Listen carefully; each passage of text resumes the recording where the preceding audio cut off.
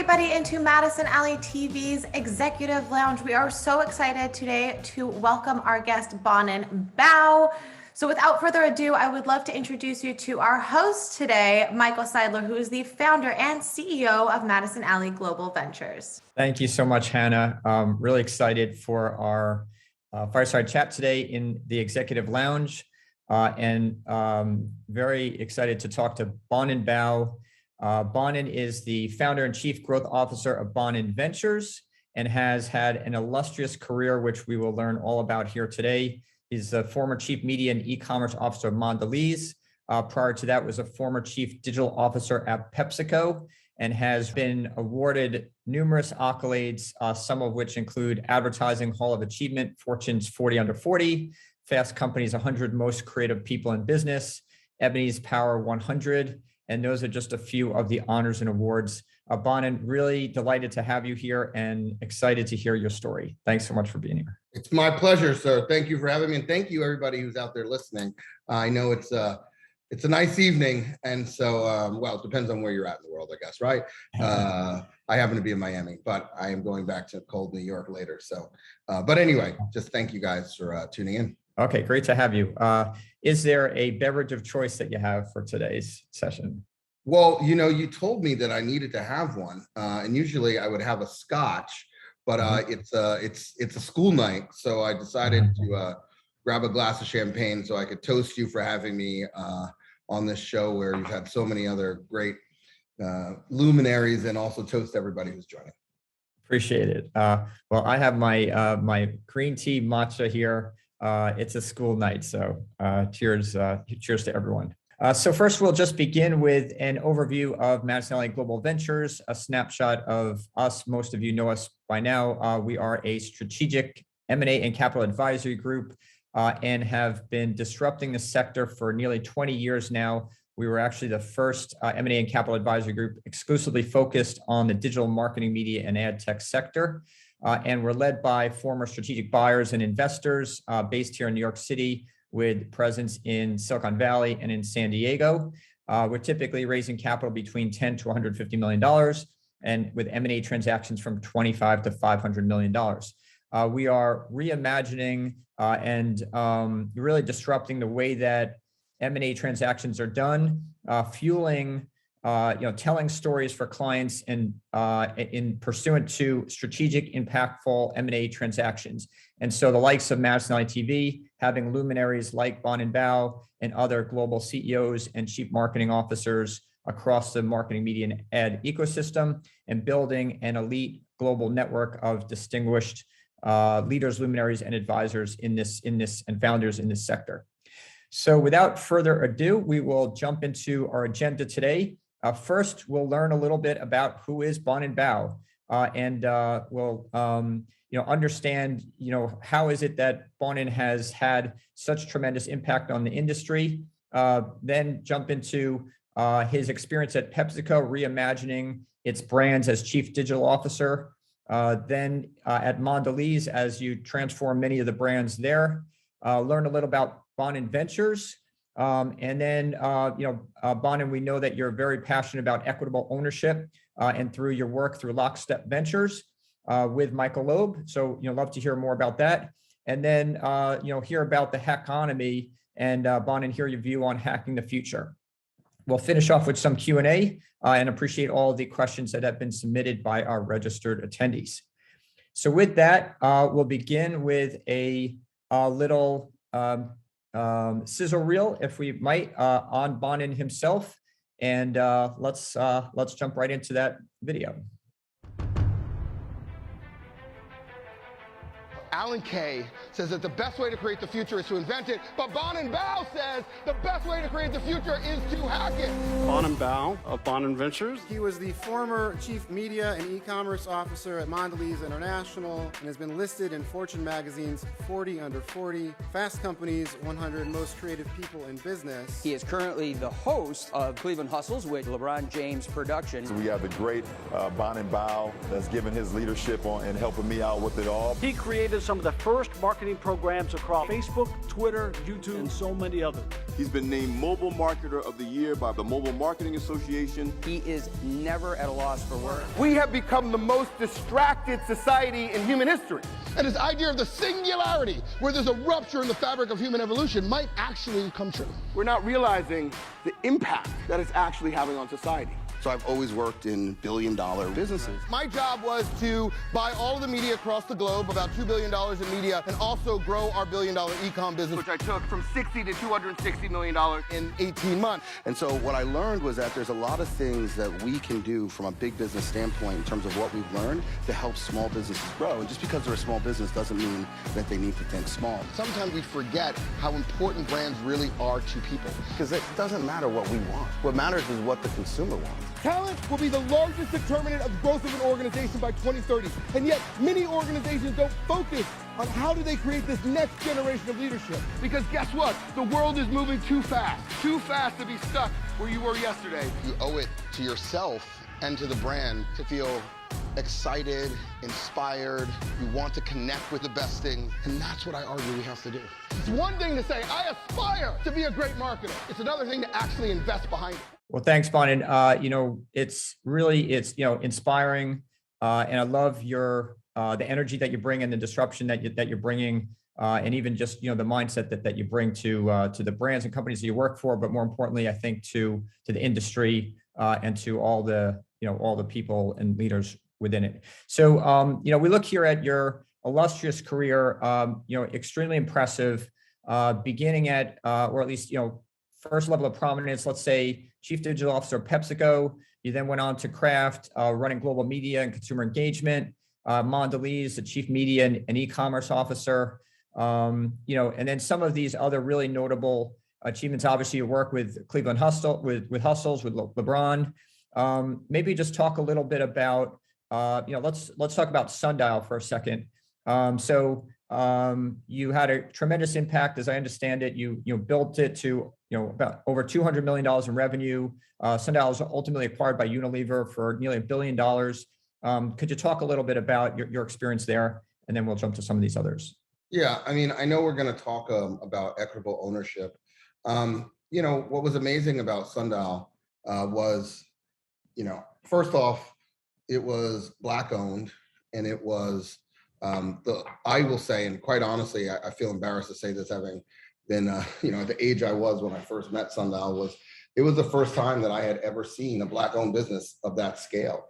And what was more impressive was the amount of, diverse people who were employed by Sundial, family-owned, the ethic behind it, and really what they accomplished in terms of beauty. I mean, they were the largest natural beauty business that was built over 25 years, and they broke down so many of the stereotypes and barriers that faced the beauty industry. Everything from where products were housed, who they were allowed to service. So just because you're a Black-owned business doesn't mean that you can only sell products to Black people.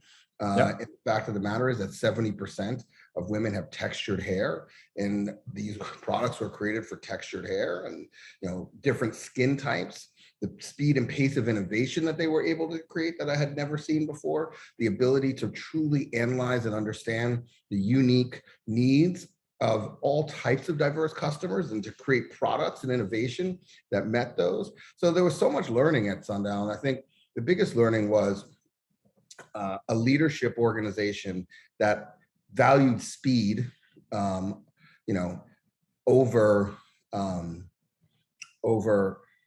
fear in many respects. And what I mean by that is that they were afraid to stand still, not happy to maintain the status quo. And so what we were able to do, and that's, when I came in, Richelieu Dennis and his family, I said, look, I didn't really want to come back into the CPG world. I had just actually left Mondelēz maybe a year later to invest in messaging technology. Before I quit, I had met Michael Loeb, and I had this idea that messaging tech, I was living in China.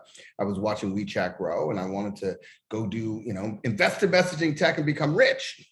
Well, on that journey, I met Richelieu Dennis, but a year later. But, and I had asked Michael, I said, look, we were at his house. For those of you who don't know, if you watch the show Billions, that's his house in Billions.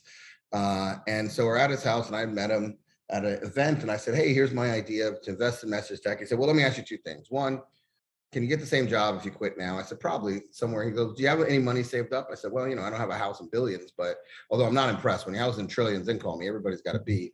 But more important, I said, I got a few pennies. He said, well, you owe it to yourself to follow your dream. And I quit, invested in message tech, and I, accumulated a pretty good portfolio. And when I met Richelieu, I said, look, if you let me turn it into a technology company, then I'm down. And that's what he allowed us to do. And that's what created a lot of the value, as well as the innovation process. And hence the reason why Unilever is a proud owner of the business today. Okay, awesome. So I'd love to dive into a lot more of that, especially the mobile tech. And I know that you've been really diving headfirst and really taking lead, and even won, mobile marketing of the year. I'd love to hear, even from the beginning, what we have here first is your chief digital officer of PepsiCo. But how did you even rise to the prominence of that position? Can you tell us about the backstory of how you even got there? Yeah, well, the funny thing is, everybody, it's interesting because I talk about careers, and I share that most people have if I ask you for the strategy for your product or service, you'd show me a 50-page PowerPoint. Right. I asked you the same exact thing for your career, you probably don't have anything. And the craziest things are there are more elite athletes in the world than there are vice presidents of Fortune 10,000. So if you think it's easy to become, or hard to become LeBron, it's near impossible to become Indra, for example. And the walls of organizations are littered with those that said, I'm going to make it to CEO, but they didn't have a plan. They didn't get there. And so one of the big things, which is not on that slide, that I'm very proud of, is we created it was kind of like a side gig during those jobs. We created a thing called Brand U, which was a talent accelerator, but really taught lessons that I had learned in my career, many of them starting at PepsiCo. But before that, look, I was a nerd in high school. I went to college I was a programmer at 12, went to college to become a physics engineer. So I studied physics and then poli-sci. My school had a 3-2 program with Columbia, and I was supposed to go do engineering, fell in love with political philosophy. 4 years later, graduated with the dual degree, but with a focus on political philosophy and a chance to go to Columbia for my graduate in political philosophy. And I thought I was going to be a teacher. My dad was a teacher, a photographer. I thought that.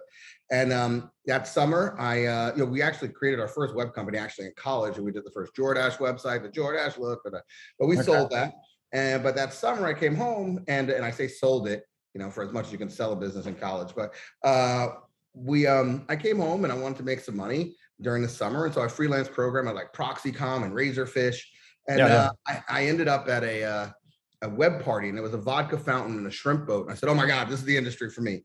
And so I ended up landing at a company called Rooter Finn, family-owned business. And they asked me to build out their interactive group, and I built out Rooter Finn Interactive alongside Scott Schneider. Scott at the time had a young family, so he never wanted to travel. So I traveled the world and opened up our San Francisco office, Europe, or Asia at a very young age. We were right into the bubble. So everything collapsed. Our biggest business was pharmaceutical. And the one thing that stays good, no matter how bad the times are, is pharma. So as the big guys collapsed, we started hoovering up everybody. At one point, we were the largest developers of intranets in the pharmaceutical industry. And then that branched out. Then we became consumer. Then we had Kellogg's. And, and all of a sudden, 7 years later, we were competing, and we were, a pretty big powerhouse. But during that journey, because we were a true dev shop, but we still had the heritage of the PR agency. So we created a bunch of innovative products that got us a lot of recognition. We launched a thing called Mr. Picasso Head, which was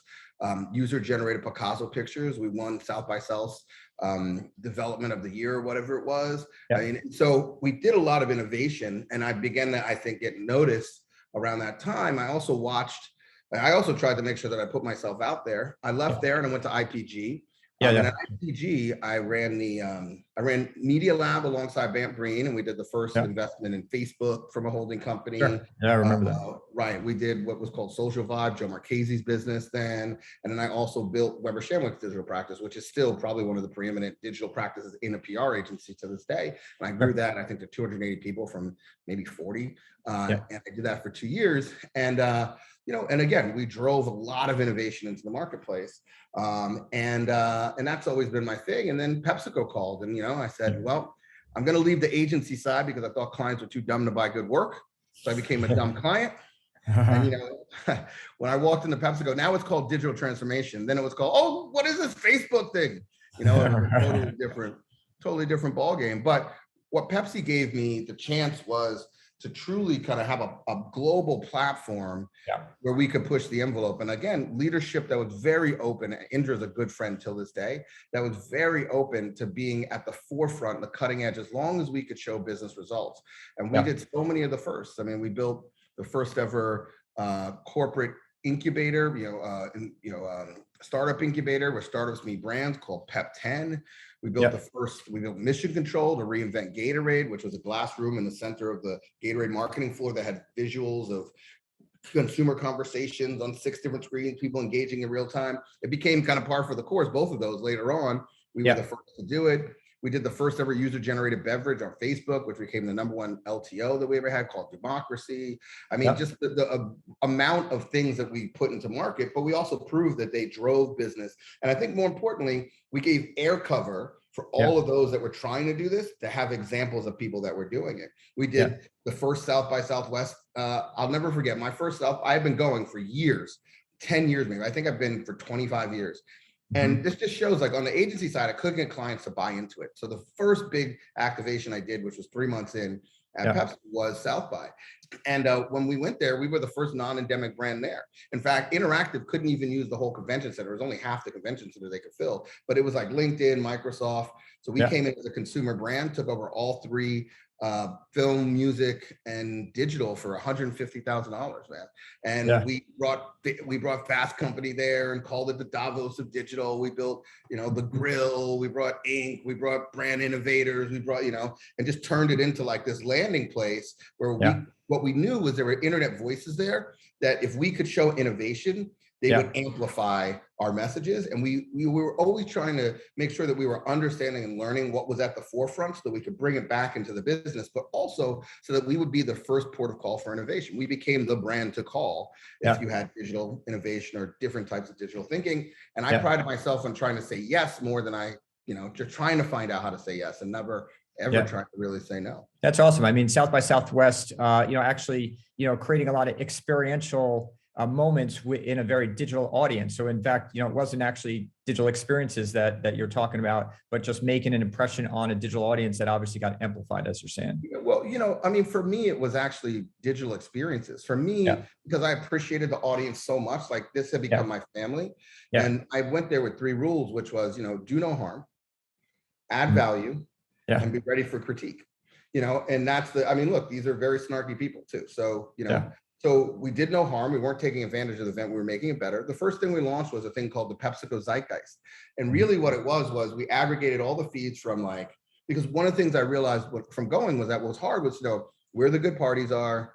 And more importantly, where are the good, well, maybe not more important, but where are the right panels, where are people congregating? So we basically just took a bunch of the Twitter feeds, at that time, the Foursquare feeds. The next year, we actually brought Foursquare with us. And we turned into the Zeitgeist app where you could see where conversation was happening, where people were congregating, and it became the app, of South by. The next year we went there, and that was for us to do our listening and learning. That became the base technology for Gatorade Mission Control. And then the next year we went there, and that was all about what would be the future of how people gave you digital data and how you would use that digital data. So one of the things we took over that Atrium piece. Again, this was before people were doing a ton of outside activations. We took over the Atrium piece, and we had this flipboard that looked like a train flipboard. And then we had all of these people. We gave away, I think, 400 books or something like that with these pens, these digital pens that you would upload USB, and they had these books. And the books in the digital pen would register when you wrote in the book, and you would click what the page was. And so we had people saying, okay, what kind of facial recognitions are you seeing here? How many mustaches? What are the best panels that you're seeing? What are the, how would you rate these, all these different things and we basically had people go out and figure out information and data that was happening across South by. Then we had these screens all across South by, and at that time, it was a new technology, which was recognition. So our ads would then change based on who walked by, data and information we had, and then we would show you in real time what we were doing and what we were changing. And so, it was really, and again, we were growing our understanding to be a personalized digital marketer. And that was the message to the industry, that this is coming. We are trying to take what's at the forefront of that and piece that together. What do you guys think? And in the next year, again, and then one of the other ones I'm very proud of, there was the work I did with Oreo on the 3D printer. Like, we literally took 3D printing experience there and merged that with what was trending on Twitter. So you could literally taste, culture through an Oreo. And that was really the precursor to looking at how do you take manufacturing and move it to the edge, just like edge computing was moving to the edge. Manufacturing moved to the edge, and that launched later on our personalized Oreo and ultimately our e-commerce business. So for me, it was always taking the best minds in the world and showing them what we see as the future. We did the first electronic shelves that changed the price tag based on temperature one of the years for Pepsi. I mean, like, really trying to see what people thought and get their feedback. You got the best brains on planet Earth. Like, why wouldn't you see if you can engage with them? We did startup, we did our 5G there. We launched the first women's in tech piece there. Anyway, sorry, I'm rambling now. No, it's awesome. So it's also interesting, just from a global organization perspective, it sounds like, you not only had tremendous success, but would you say that they were supportive and it was an environment that enabled you to be disruptive? Because, you're pushing the envelope in a lot of different ways and kind of, creating fresh, innovative, ideas and experiences. Was that an environment that enabled you to do that? The overall message to that, or answer to that, is yes, of course. You can't get as much out of the organization as we got out of the organization if there wasn't support. But the reality is that I learned a bunch of philosophies, and you talked about global. I can go on what we did globally with Frito, and I mean, we can talk about all those. The global work I'm even prouder of, because we were doing in markets that didn't expect that. We also backed a lot of the big industry. We were the first backer of the Shorty Awards, first backer of Social Media Week, because we also wanted to be in the areas and support the folks that were bringing new stuff to life. We did the #Promise event, where we brought people who cared about the future of environment together, and digital and tracking of products from the beginning of when it was built. This is years before, we see it on TV now, but this is, but I learned a lot in terms of how you accomplish things in organizations. A lot of what I talk to people about.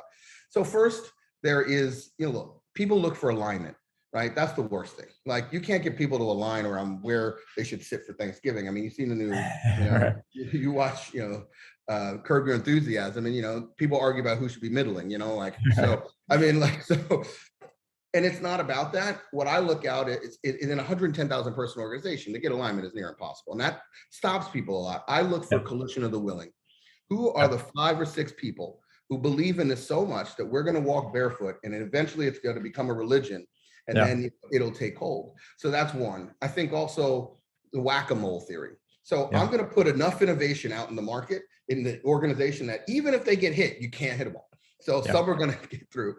And then you also have to realize, how do you can't, if you can't swallow the elephant, then you got to try to swallow, the smaller bits of it bite by bite. And so what is the test and learn? And then the last piece I would say is, I'm a big believer of announcing where you're going, even if you don't know how you're going to get there. And most people try to wait for results to talk about it. But I look at Babe Ruth. Babe Ruth, he didn't always, every time he called a home run, he didn't always hit a home run. But the times he did, the crowd exploded. And so, but it also means that the organization has to now run behind that, right? And so we did a lot of that projecting of what we were going to do, even if we didn't have all the pieces. So I just feel like there's some strategies to get the organization to move, but ultimately you need support, but some days you're going to have it, some days you're not. Yeah. I think Thomas Edison, famously declared a lot of, inventions before they were happening. And obviously Elon Musk does it all the time.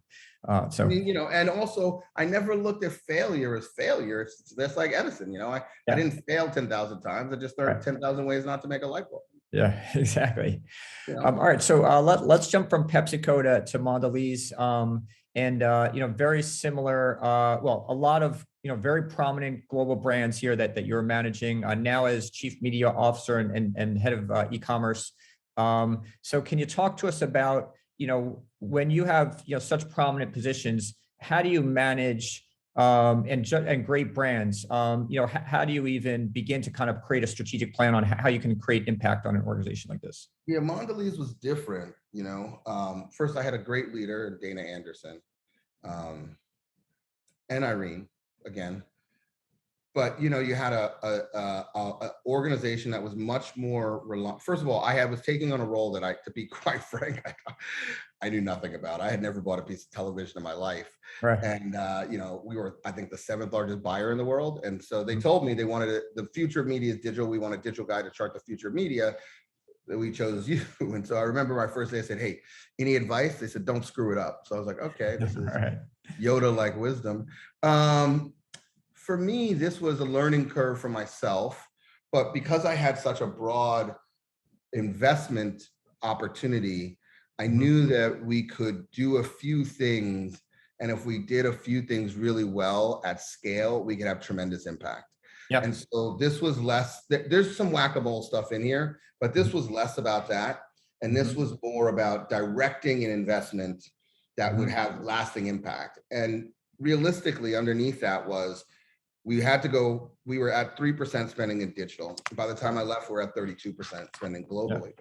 And that was the single biggest thing that I wanted to accomplish. And I also wanted to accomplish 10% in mobile spend. So I wanted us to be so far out ahead of where the competition was. And later we took on e-commerce. But so this began really with a journey of learning what is the cornerstone of buying media when you look at the majority of media that we were buying, which is really television. So first, it was simplifying the lines of communication. So we had 12 media agencies when I came in. And I reduced that to 2 because I knew I couldn't operate without friction if I had so many people that I had to touch. We had to restructure the actual team. But most importantly, I had to go get the buy-in from the regions. And so, I never forget, those were hard conversations. And basically people were like, no, we're not doing it. So I had to reset what I was saying to them. And so what I said to them was, okay, look, there's no way you can't tell me that you're not going to have a gap in your budget by the time you reach the end of the year. What if I could give you $50 million back? What if I could give you 20, depending on the region, back so you could backstop your gap? I'll deliver the same value creation, but you need to allow me to control the mix.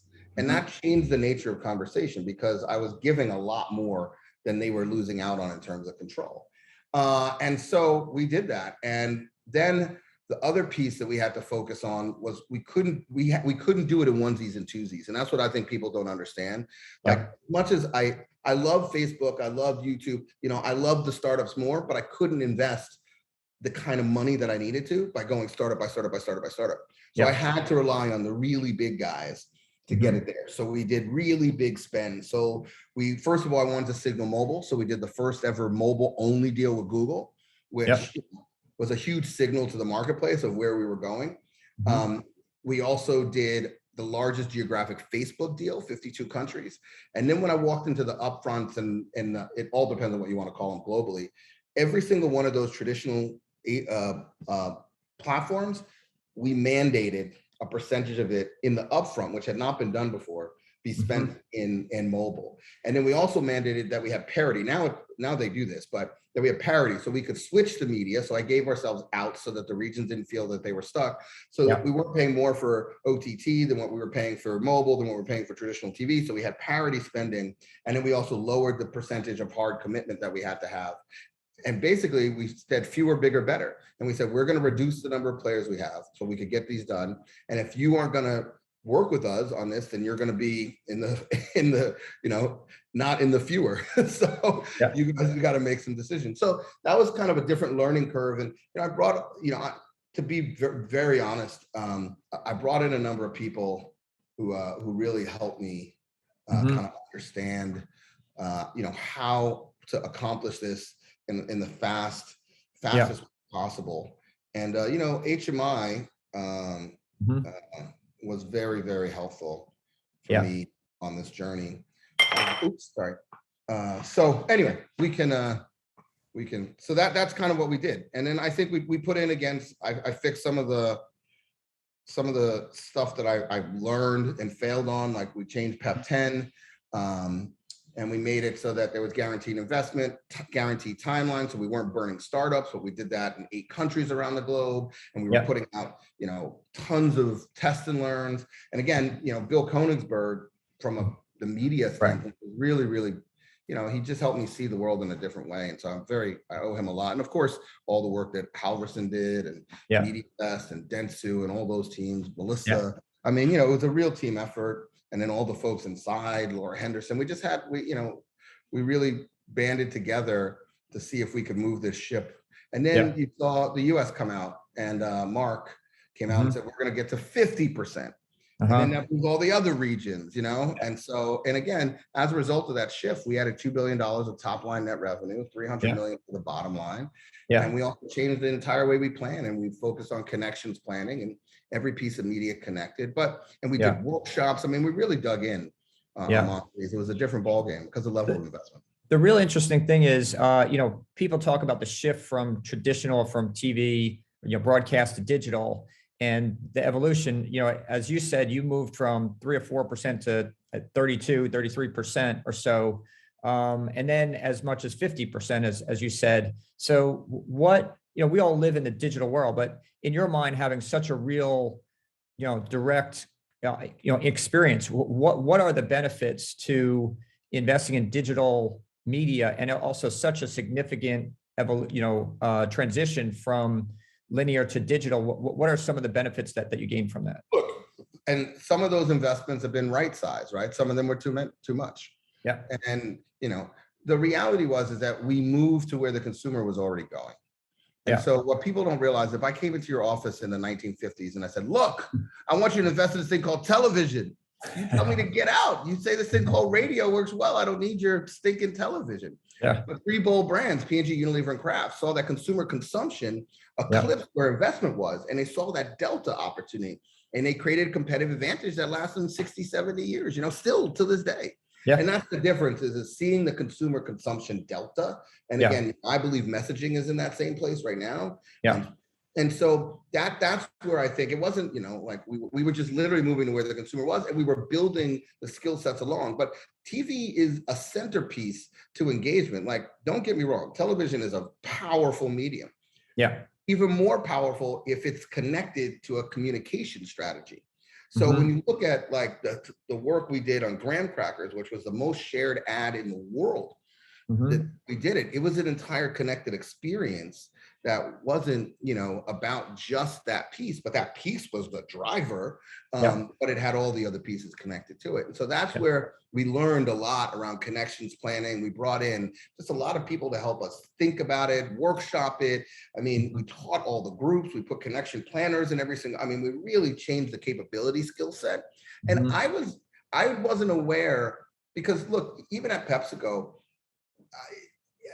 even then the digital was important, but it wasn't, we were running consumer engagement for the brands, totality around the globe, And so every single way that the brand engaged with the consumer, we were responsible for. And so that was a much bigger, broader remit.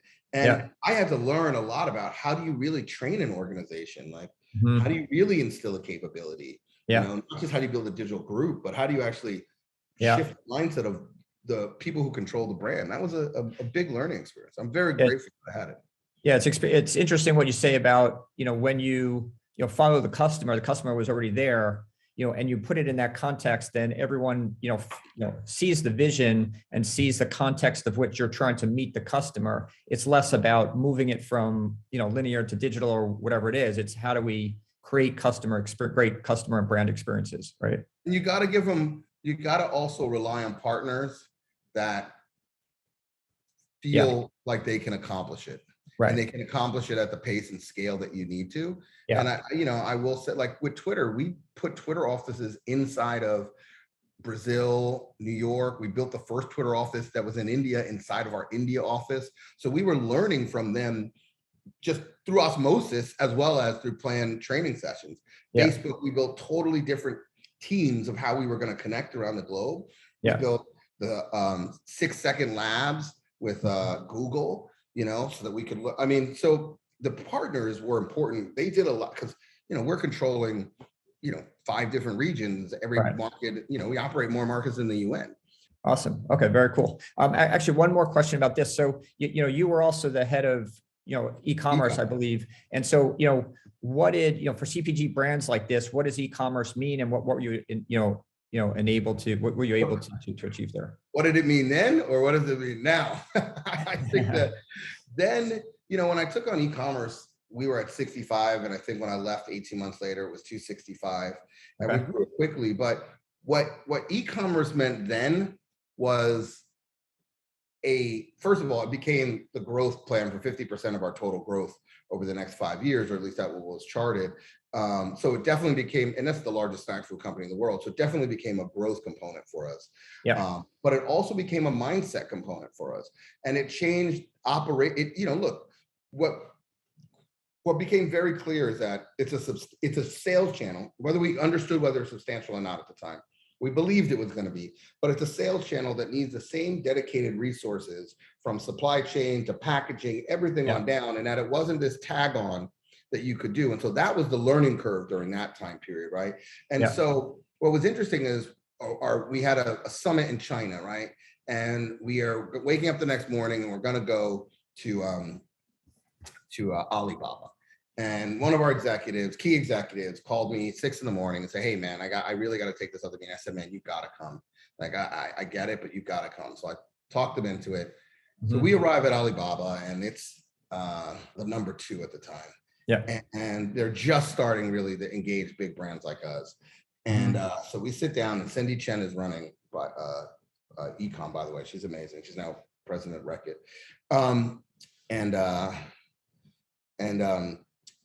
They said, we said, okay, because we would be in a room for months charting out a strategy, but so we wanted to see what their thoughts were. So we asked them, what should we sell? No, first of all, how much do you think we can make this year on Alibaba? We're thinking somewhere like 5 million.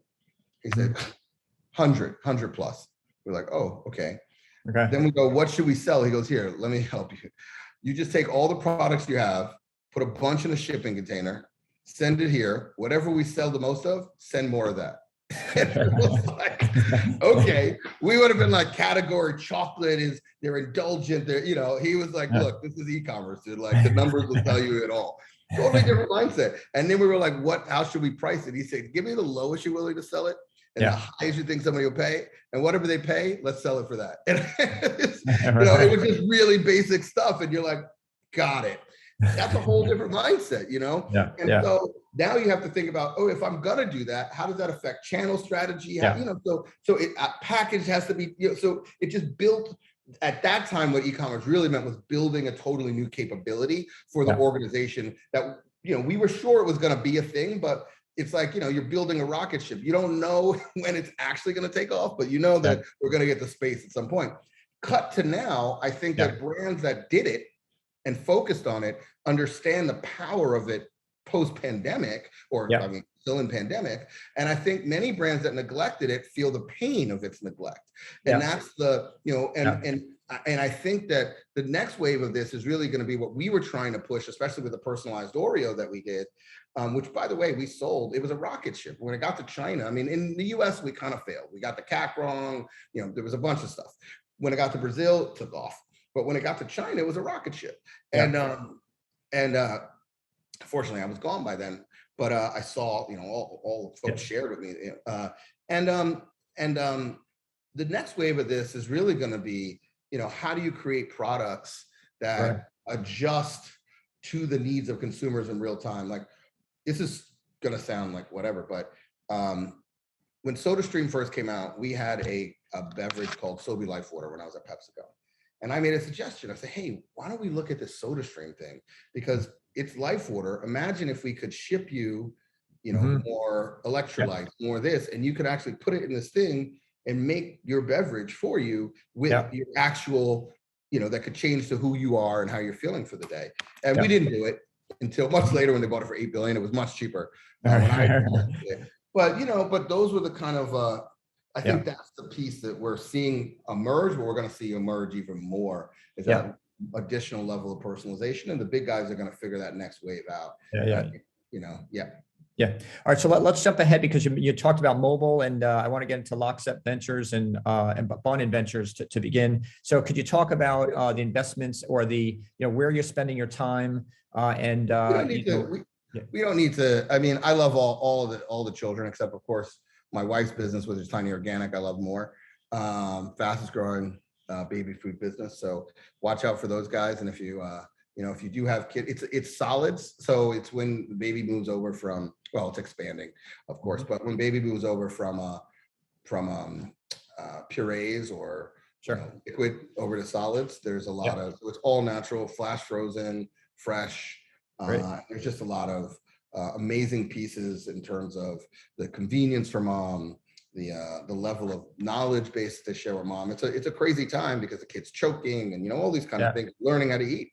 And so anyway, so that's a great business. If anybody wants them, we're gonna give my phone number out. Text me. I'll put you on the sample list. All of these on here are amazing companies. We have Wilkinson Baking, which is it's an automated baking machine where every 6 minutes a fresh loaf of bread comes out. But really, again, that is it's taking what we did with the 3D printed Oreo and really showing that so the average retailer makes about 10 cents on a loaf of bread, and it usually costs anywhere from $4 anyway. So they can take the cost of production and distribution because they move it to the front down from $2.50 to $25. So 25% reduction. They can take from 10 cents to $2.50 that they can make. So a 25% increase in profitability for a loaf of bread, which is literally the best thing since sliced bread, which is crazy. And so, what's funny is, well, not funny, but Betty White and my father were same age. And I guess sliced bread came out after both of those people. So that's anyway, all of these, I won't go through every single one of these. They're all great companies. Go ahead. Can you talk about I know you've been really emphatic about mobile messaging and the impact of and the mobile consumer experiences and how much time consumption how much all of us spend and what our attention span is towards mobile. So can you talk about why is it that you're so passionate about mobile consumer experiences? Yeah, and all these investments have a bent, most of them around messaging. Tiny Organic started with a messaging platform. Superfo is a marketing messaging platform where one of the CMOs that I introduced it to, a retailer, electronics retailer, big one, actually, very big one, called me the summer of COVID and said, and they had only introduced it to a few of their sales folks. And basically my whole thing with these guys were, I know that all your sales folks text, and they were like, no way. I said, well, if you're a good salesperson and you're trying to sell a range oven, you probably won't close day of, but you're not gonna let that person walk away after spending an hour. So we created a little thing we created a pretty substantial engagement component called Never Lose Touch. And the salesperson could enter some information about their conversation and then set up an automated response, which if they hadn't heard from the person in the week, it'll send something like, hey, still interested in the range, yada, yada, yada. Well, they had rolled it out to a portion of the sales force. And then when COVID hit, they rolled it out to everybody. And that summer he called me and said, man, thank you. You are a big part of the reason why we still have a business today, because they were able to pivot the way their salespeople engage with consumers. Snaps, Pop Wallet, Canary, which is, and 1Q, which is basically being able to do real-time consumer data information pulls. It's amazing. When I show the demo, I sit people down. We ask 1,000 people a question, consumers a question. You see the map start filling in with people answering. All the people who are getting text and responding and answering, and basically changes what would take months into less than a half hour to do. But for me, the reason why I say that is that the most amount of human attention today is spent in messaging, but still less than 1% of investment goes into it. And the fact that somebody is willing to give you their phone number or a way to become a part of what ultimately is the feed of their life, that is the most personal space. That means they really want to have a relationship with you. And we need to figure out, how are those relationship experiences going to progress beyond just, hey, here's a free thing, that thing, but actually, how are we turning those into true utility, experiences for the consumer? And that, I believe, is going to be a huge market. It's already big. I mean, you look at companies like Attentive and how fast they've grown. But the other piece I see there is that whatever exists, and this was the thesis when I quit, whatever exists for ad tech today will have to exist for message tech tomorrow. And so there's still a lot of white space in my belief, everything from payments to, video to, I just think there's a lot of piece there. Yeah. Okay, awesome. So another passion of yours is equitable ownership. So can you talk to us about what is equitable ownership and what does it mean to you, and how are you, investing your time and energy into that? Yeah, Michael, I rambled, so feel free not to have to hit all the points. That's okay. Q&A, but look, equitable ownership. Michael Loeb, who's been a good friend and a mentor, and in some cases a father figure, in the family. I mean, so we talked in the wake of everything that happened with George Floyd, and this was immediately. I mean, literally the Tuesday, I believe, or even maybe the Monday. And he just said, "What is going on?" And I said, "I know, man, it's crazy out there." And it's funny because, I talked to my dad, who's 93, and we had just watched everything happen on Thursday. Friday, rioting in the streets. I live on 7th Avenue. They were coming from our block. Saturday, we saw cars burning on our block. And I'm just like, you know what? We got to protest, burn it down, because I haven't seen any change. Sunday, I see my friend's store in the East Village that had gotten, all the stores on the block had gotten broken into, or glass broken, except for his, which had my dad's photos in the window. So I took my dad's photos back, but I realized, we just can't tear it down. But then Sunday we're tear gassing people. Monday we're tear gassing people in the streets of DC, which was insanity for a photo op. And then Tuesday, black squares are everywhere. And I said to my dad, I said, "Hey man, what do you think?" He's like, "Nothing ever changes." And it was sad to see a guy who was 93 years old, who lived almost a century, to say that, who came from Chicago in 1927, who was on the Chitlin circuit, who was discriminated against as a black photographer in the 60s. I mean, like, to just say that we still, nothing changes, we're just not making progress. And that, I think everybody felt that. It was sad to hear it from my dad, because I hope that in 100 years he would have seen more progress. But Michael called and we just said, "Okay, we got to do something." And he said, "What can we do?" And he said, he told me, "I want to invest in African-American founders." And I said, "Yeah." I said, I said, "Let me think a little bit about it." And we talked the next day, and I said, "I want to do that, but can we do it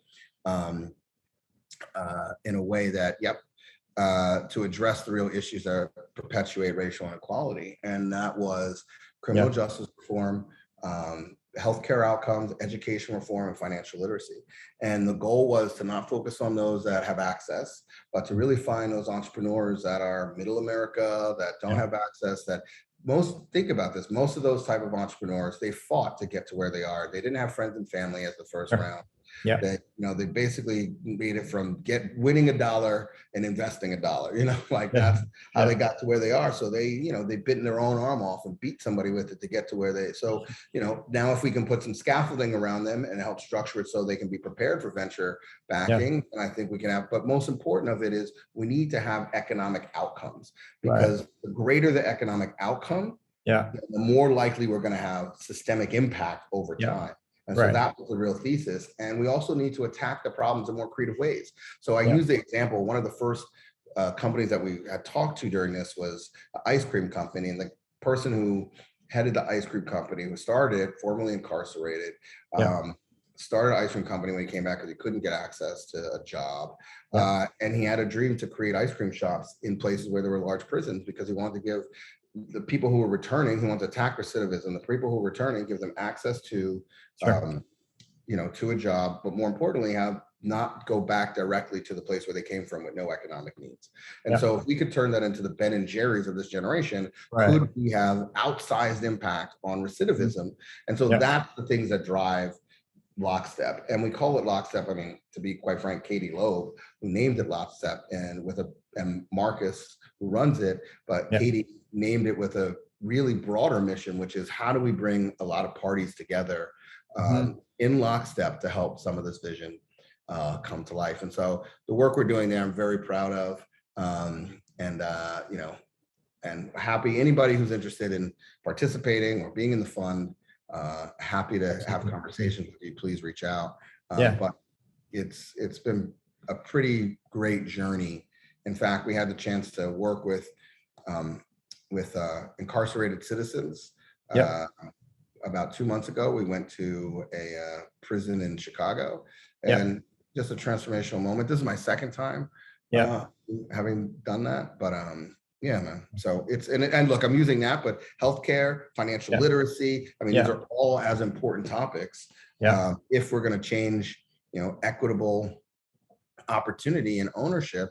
And, I mean, because the current state of investment is, Yeah. less than 1% goes to these type of Yeah. entrepreneurs. So, Well, yeah, I mean, it's inspiring, and as you said, you should be proud. And certainly delighted to see you having a great impact in a place that really needs it most. And as you're saying, really applying capitalistic support to enable the acceleration and to have an outside impact, as you said. I mean, we know how to solve problems. Yeah. Corporate America, well, we might create a lot, we also solve a lot, especially when it has to do with our bottom line.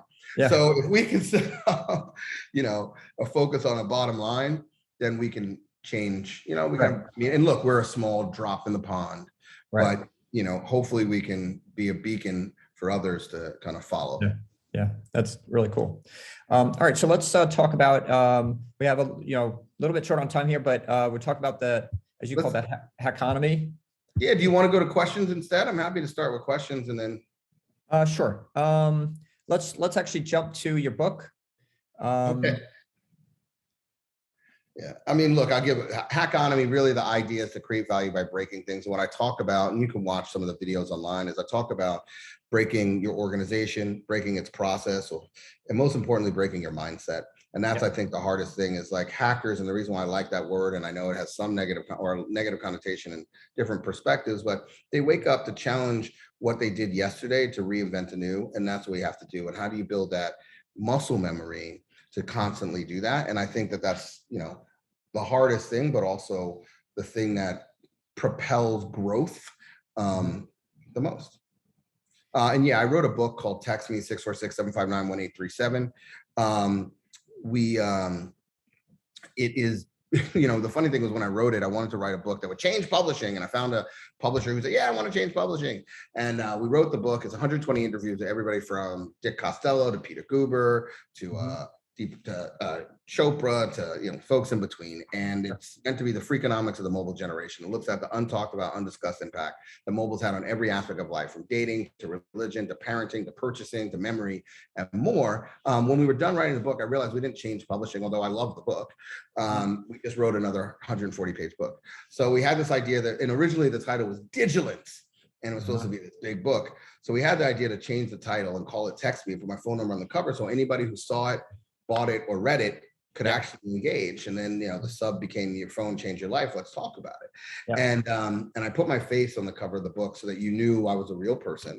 Yeah. And I'll tell you, when I went and told the publisher this, they said, "Get out. We're not gonna." So I bought the rights back. And we published it. And it's been the best thing I've ever done. Today, I text with over 50,000 people.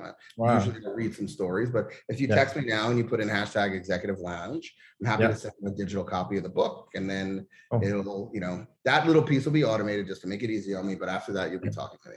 Awesome. So to repeat that, as you can see, hashtag Executive Lounge. And so I'm sure as everyone's asking, how does this work? How do you handle, so many people, how's it set up for customer experiences for so many people to text you? How does this work? The reality is that what you get is you get a burst when you do something like this. So you just got to be prepared for that. Yeah. And then after that, it becomes relative. The real secret of this is there's a lot of drop off. Yeah. So, either you answer a person's question, you get really good at slowing conversations to a halt. No, just kidding. But it's getting to what people want to understand. Yeah. They understand that you're texting with a lot of people. What is it? What's the key thing that, and then helping answer that. And then the reality becomes a lot of drop off. So. Yeah. Okay, cool. Well, very, very cool. And you have in fact disrupted the publisher industry right there. So we have about 5 minutes left here. And actually there's an interesting question here with regards to the Hackonomy. David Harris is asking, what are the biggest opportunities that you see in the economy today? What are your thoughts around restaurants, automotive, hospitality? So, talk to us about where you see opportunities for the Hackonomy. Right. Yeah. So I just read that. Look, I think the restaurant business is always is just reality. It's a hard business. Yeah. And the one thing that I did say to a lot of the restaurants that we basically ate, I would say almost every single day, dinner at least, at one of the local restaurants to try to support the local restaurants. I have a lot of friends that are restaurant owners, so we would visit them as well. And what I would tell all the restaurants during that time period was collect people's phone numbers, because it's nice and warm out now, but when that winter comes, guys, the winter is coming. And so this way you have a relationship and you remind them how loyal you were to them. And, you know, hopefully, and you have a chance to reach out to them and you can change your menu, stuff like that. So I do believe that, you know, Tap On It, which is one of the companies that is in the portfolio, which does do text-based, they do both sides of the coin, but one of their first products was text-based local ads, helped to drive those communities in a big way during that time period. And more importantly, they continue to do that. They did it before, but now they're at just much bigger scale. So I definitely think they're interesting, but I definitely think that owning that one-to-one relationship is super important. And I don't think that enough physical establishments do that. And so that's where I think that restaurants have a chance. And if you look, the dirty secret is Target started capturing your phone number. You know, Walgreens is now capturing your phone number. So like, if it's good enough for them, guess what? And you're much more interesting, much more probably tailored to the likes of that consumer, or at least the geographical nature of that consumer. So I have a much better chance, I think, of gaining value out of it. And then the other piece, and I know I got to be quiet quickly, is I think the automotive industry, you know, I think that there's an opportunity to show more diversity in who's the actual car buyer. And I just think that in a world where, you know, we have a mosaic of cultures, a mosaic of, you know, pigments, you know, a mosaic of interests, I feel that the automotive communications world has been the same world forever. You know, you see the car driving around you know, that doesn't really say that it's a part of my lifestyle, because, you know, I might not like to drive around a bend, you know, at 100 miles an hour, you know. So how do you figure out some of those pieces? And then on the hospitality piece, I think on hospitality, you know, you're going to win to some extent. You know, look, again, there's a lot of pricing pieces, but I think there's a lot of experiential pieces. So you look at a lot of the hotels, and the ones that have moved to like, oh, here's the Instagram wall, like, you know, they are, and whether that's the experience you want to create, or if there's a different experience to create. And even if it's like local Scotch bar with just the, you know, I don't know, but experiences that are tailored where it's something memorable and I choose to stay there. Like when I go, you know, to Texas, I'm like, or to Dallas, I'm like Hotel Zaza. There was an experience that I had there years ago, and they continue to, you know, so I think that that's for me there. Okay. So we have one last question. So maybe just briefly, we have a lot of, you know, agency leaders and also marketing and tech, you know, founder CEOs on, you know, as our audience. Any advice? You know, you've been on both sides. You've been running agencies and also, you know, CMO and other, you know, head of e-commerce and you know, chief media officer. You know, any advice that you give in terms of how agencies can be successful with large, you know, global, you know, brands and conglomerates like who you've worked with, PepsiCo, Mondelēz, and others? I think I tell this to everybody. I think that and this is going to sound so inappropriate, and most people will never admit this. I think the singular biggest thing to understand is the real objective of the people who you're working with. So at the end of the day, everybody wants to do great work. There's no question about that.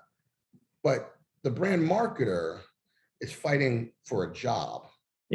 So they're trying to figure out, how are every decision I make going to help progress my career? Not just progress the business, but mutually beneficial. And there's nothing wrong with that.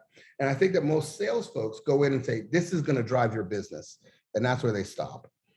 The reality is that if you can bring in the other side and help them understand how it's actually going to help them progress through the organization, then they're going to be more likely to listen to you. And many people forget that they're in there trying to do that for their career, you know, on the agency side or on the supplier side.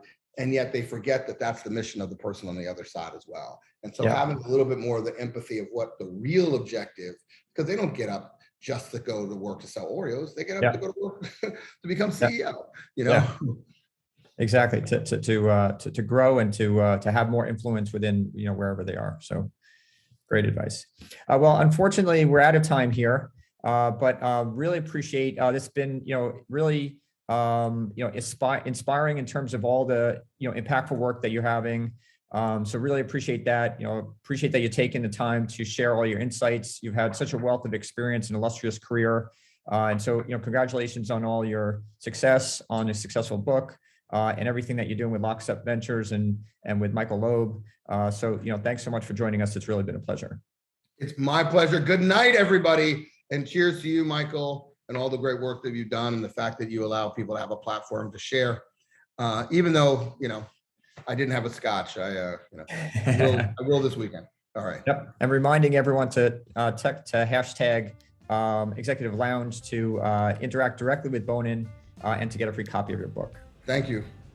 Thank you, Michael and Bonin, for the amazing conversation. Just a reminder, everybody tuning in can watch the full-length recording of this on Monday on MadisonAlley.tv. You can share it with your friends or anyone who may have missed today's session. And while you're at MadisonAlley.tv, be sure to sign up for our next event in the Executive Lounge with the Managing Director at CMO of KPMG, Miss Lauren Boyman, which will be taking place on March 16th. Thank you all for joining us today, and we'll see you next time.